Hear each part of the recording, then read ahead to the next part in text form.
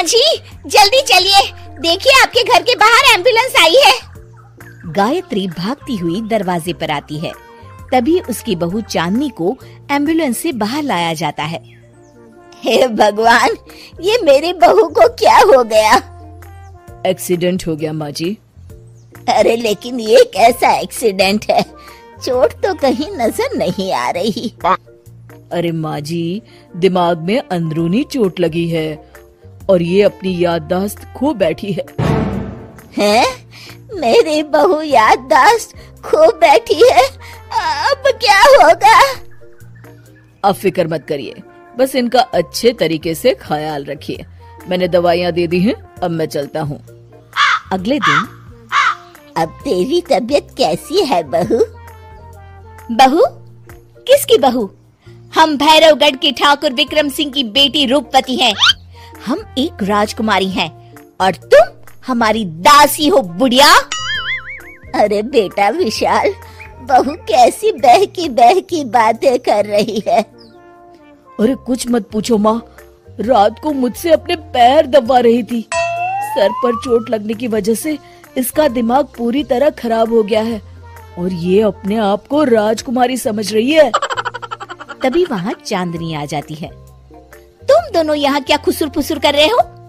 कहीं तुम दोनों मिलकर हमारे खिलाफ कोई षड्यंत्र तो नहीं रच रहे हो? हम तुम्हारा सर तलवार से उड़वा देंगे, समझे? अरे नहीं नहीं राजकुमारी जी, हम तो आपके सेवक हैं। भला हमारी इतनी हिम्मत? कहिए, आपने यहाँ हॉल में आने का कष्ट कैसे किया?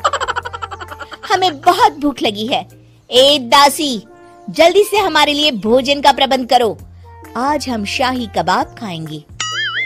विशाल अपनी माँ को चांदनी की बात मानने के लिए इशारा करता है। ठीक है राजकुमारी जी, मैं अभी आपके लिए भोजन लेकर आती हूँ।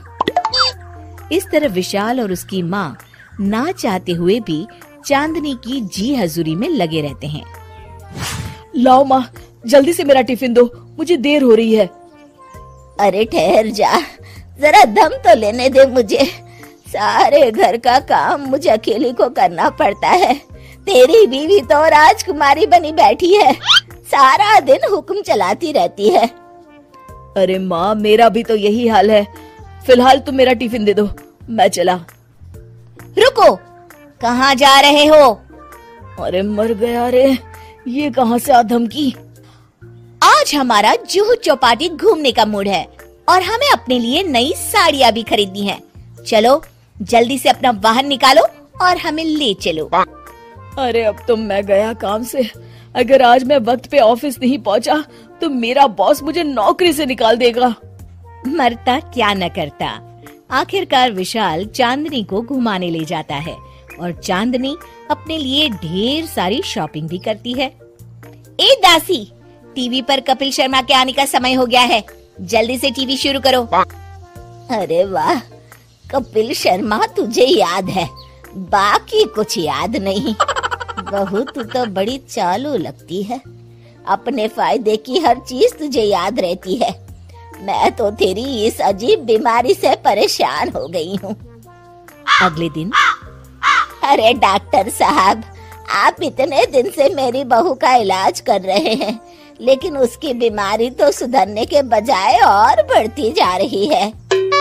अरे माँ जी, ये दिमागी बीमारी है।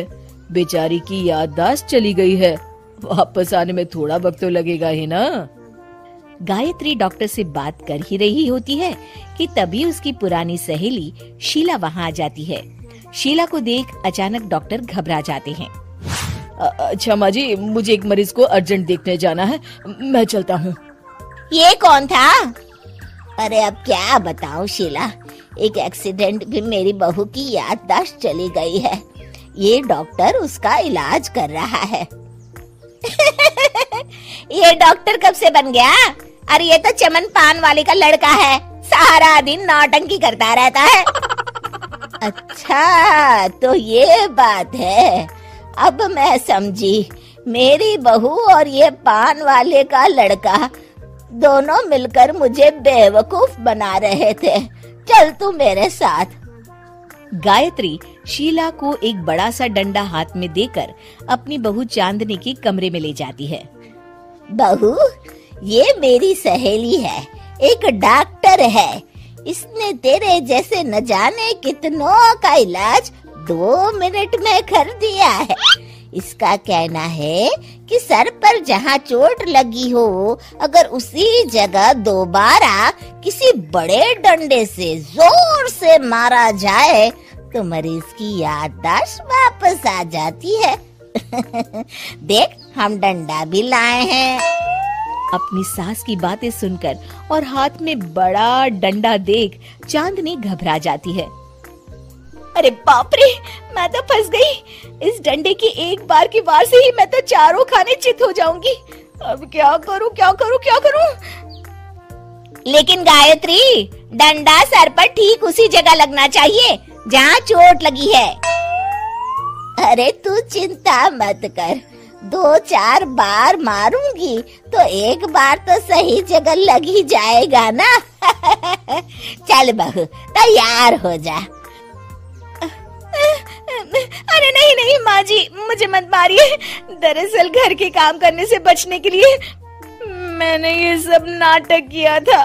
मुझे माफ कर दीजिए, मैं कान पकड़ती हूँ। दोबारा ऐसी गलती कभी नहीं करूंगी।